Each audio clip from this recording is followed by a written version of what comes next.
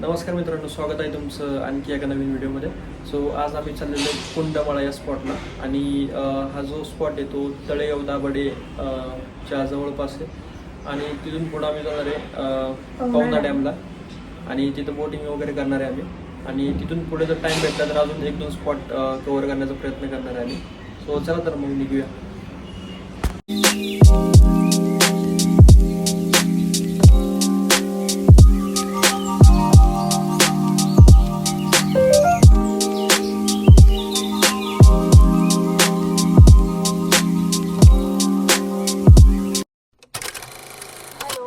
आपण आता आलेलो आहोत कुंडमाळा येथे. कुंडमाळा आहे तळेगाव दाभाडेपासून हार्डली 4 किलोमीटरच्या अंतरावरती आणि हा स्पॉट मला वाटतं पिंपरी चिंचवड आणि पुण्यातल्या बऱ्याचशा लोकांना माहिती आहे, पण काही लोकांना माहिती नाही आहे. सो आपण हा स्पॉट कव्हर करणार आहोत. सो चला तर बघूया मग इथे काय काय.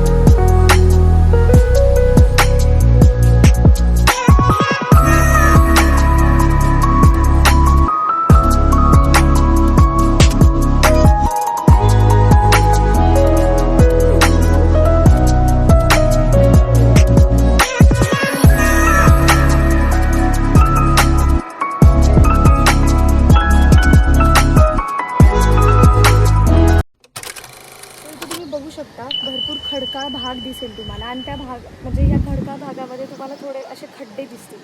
कदाचित यामुळे याचं नाव कुंडमाळा पडलं आहे. तर या ठिकाणी बघू शकता भरपूर खोल असे खड्डे दिसतात आणि त्यामध्ये पावसाचं पाणी साठतं आणि जेव्हा पूर्ण पाऊस येतो तेव्हा हे कुंड सगळे पूर्ण भरून असतं. बऱ्याच ठिकाणी आपल्याला बॉटल्स वगैरे कचरा पण दिसून येतो आहे जो की लोकांनी केलेला आहे. सो प्लीज कधी पण अशा ठिकाणी आल्यावरती आपल्याला निसर्ग आणि त्याची जी सुंदरता आहे हे टिकवून ठेवण्यावरती लक्ष दिलं पाहिजे, ना की असं आपण त्याची नासधूस करू. तर इथं पाहू शकता लांबच लांब आपल्याला ह्या खडकाळ रांगा दिसत आहेत आणि ज्यामध्ये छोटे छोटे छोटे छोटे किंवा मोठे कुंड तयार झालेले आहेत. थोडं पुढं गेल्यावरती आपल्याला इकडे बेगडेवाडीचा जो तलाव आहे, लेक टाईपच आहे हे, तर ते आपल्याला पाहायला मिळतं. सो चला तर पुढे जाऊन बघूया तिथाचा व्ह्यू कसा आहे.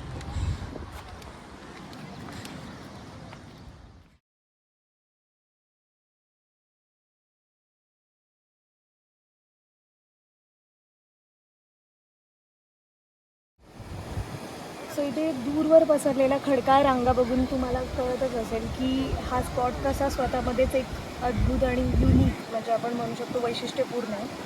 तर तुम्हीही कधी तळेगाव किंवा वडगाव महाबळ या जवळपासची कुठली एक प्लेस बघत असाल एक्सप्लोअर करण्यासाठी जी की युनिक आहे, तर कुंडमाळा हा एक तुमच्यासाठी बेस्ट ऑप्शन राहील.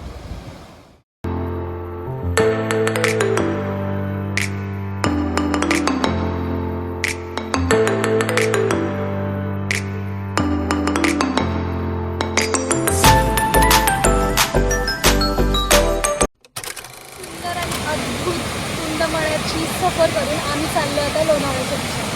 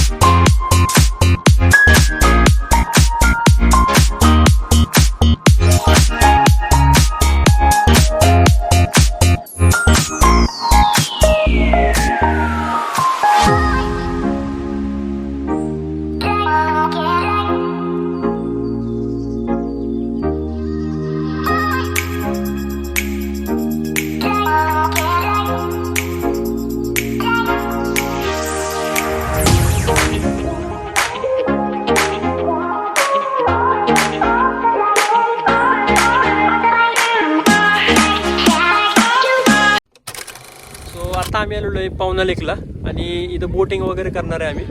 आणि या ठिकाणी तुम्ही बघू शकता आमच्या मागं तुम्हाला दिसत असेल छोटे छोटे टेंट्स आहेत. तर आपण इथं कॅम्पेनिंग वगैरे करू शकतो. आणि या ठिकाणी पण या पुढच्या ठिकाणी पण टेंट वगैरे आपल्याला दिसून येते. सो यामध्ये एक शॉर्ट टिप आहे, जर तुम्हाला पण बोटिंग करायचं असेल रेनी सीझनमध्ये तर तुम्ही जेव्हा कमी पाऊस असेल तेव्हाच येणं प्रेफर करा, कारण खूप जास्त हेवी रेनफॉलमध्ये हे लोक बोटिंग बंद करतात. सो बेसिकली जर तुम्हाला रेन प्लस बोटिंग असा जर एक्सपिरियन्स घ्यायचा असेल तर तुम्हाला थोडा म्हणजे जस्ट पाऊस स्टार्ट झाला आहे तेव्हा येणं गरजेचं आहे.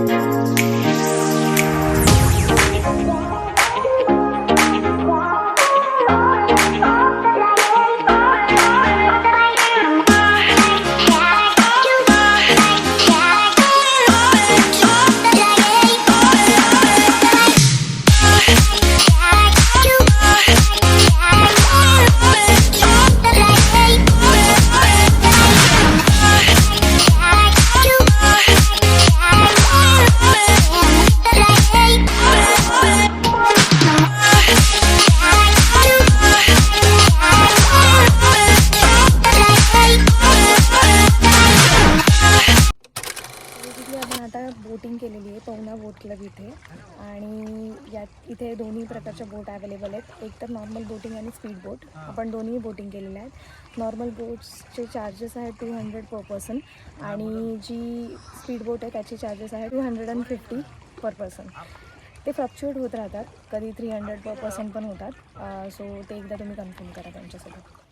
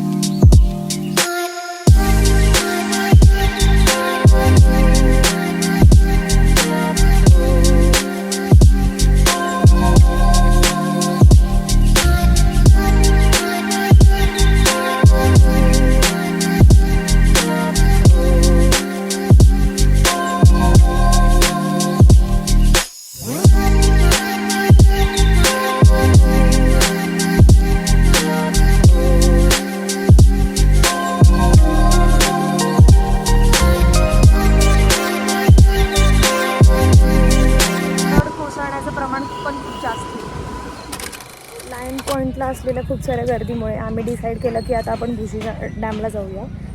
आणि आपण आता आलेलो आहेत भुशी डॅमला. पावसाळ्याला नुकतीच सुरुवात झाली असल्यामुळे भुशी डॅमच्या प्लॅनने आमचा पोपट केला. हा व्हिडिओ तुम्हाला कसा वाटला नक्की कमेंटमध्ये सांगा. व्हिडिओ आवडला असल्यास नक्की व्हिडिओला लाईक करा आणि चॅनलला नवीन असल्यास सबस्क्राईब करा. धन्यवाद.